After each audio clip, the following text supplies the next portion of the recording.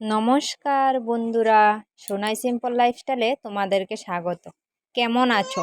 আশা করি সকলে ভালো আছো। আজকে ভিডিওটা শুরু করলাম আমার মেয়েকে দিয়ে। দেখো, ওকে গামছা পরিয়েছিলাম, ও নিজে আয়না দেখে এরকম করছিল, আয়না দেখে দেখে হাসছিল। তাই আজ আমি আমার মেয়েকে দিয়ে প্রথম ভিডিওটা স্টার্ট করলাম।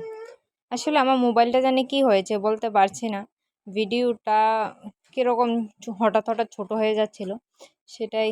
আর দেখো, তোমাদের দাদা অফিসে যাওয়ার সময় চারোদিকে বৃষ্টিতে চারোদিকে জল জমে গেছে, তাই আমাকে এটা ভিডিও করে পাঠিয়েছিল, আর আমি এটা তোমাদের সাথে শেয়ার করছি। আর দেখো, এখানে নদী পুরো পুড়ে গেছে, দেখেছ নদী ভরে জল, কি পরিমাণে জল হয়েছে। আসলে বৃষ্টিতে সকলেরই অবস্থা খারাপ হয়ে গেছে, না ঘর থেকে বেরোতে পারছি, না ঘরে বসে থাকতে হচ্ছে। আর তোমাদের দাদা তো, যারা বাইরে কাজ করে তাদের তো কাজ করতেই হবে।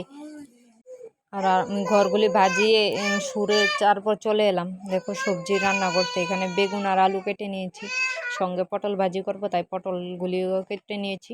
এখন কড়াইয়ে তেল দিয়ে দিয়েছি, যেহেতু আগে ভাজিটা করব সেহেতু একটু তেল দিয়ে দিয়েছি। এখন পটলের মধ্যে নুন হলুদ মাখিয়ে নেব,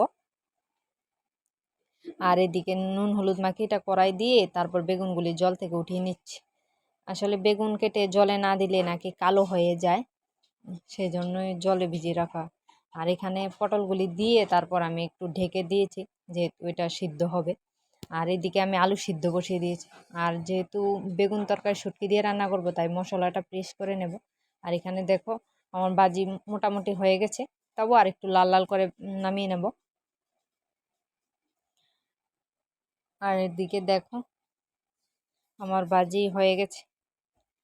আর এখানে আমি শুটকি ধুয়ে নিয়েছি, আজকে শুটকি রান্না করব, সেই জন্য শুটকি ধুয়ে নিয়েছি। আর পটল ভাজাগুলিকে এখন নামিয়ে নেব, একটা বাটিতে উঠিয়ে নিচ্ছি।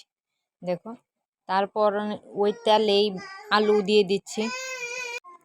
আর এখানে আমি আলুর মধ্যে নুন হলুদ মাখিয়ে এগুলিকে লাল লাল করে ভেজে নেব। আসলে ভাজা হলে তরকারি খেতেও স্বাদ হয়। আর দেখো, আমি তরকারি থেকে আলু নামিয়েও নিয়েছি ভেজে তরকারিতে দেওয়ার জন্য। আর এখন বেগুনগুলিকে ভেজে নেব লাল লাল করে। আর দেখো, বেগুন আমার ভাজা হয়ে গেছে, এখন আমি তাতে সম্বাস দিয়ে দেব। এখানে দিয়ে দিচ্ছি পেঁয়াজ কুচি, তারপর দিয়ে দিচ্ছি শুটকি মাছ। আর এখন মশলাটা দিয়ে দেব, যে মশলাটা পেস্ট করেছিলাম সেই মশলাটাই দিয়ে ভালো করে কষিয়ে তাতে বেগুন আর আলুগুলি দিয়ে দেব। এখন আর কি, তরকারিগুলিকে দিয়ে এগুলির মধ্যে ঝোল দিয়ে দেব, তাই ঝোলটা হয়ে গেলেই আমার তরকারিও কমপ্লিট হয়ে যাবে। বৃষ্টির দিন আর কি দেবো বলো, না পারছি ঘর থেকে বেরোতে, না পারছি অন্য কিছু। তাই আজকের ব্লগটা এই পর্যন্ত। নিজে ভালো থেকো এবং প্রিয়জনকে ভালো রেখো। টাটা।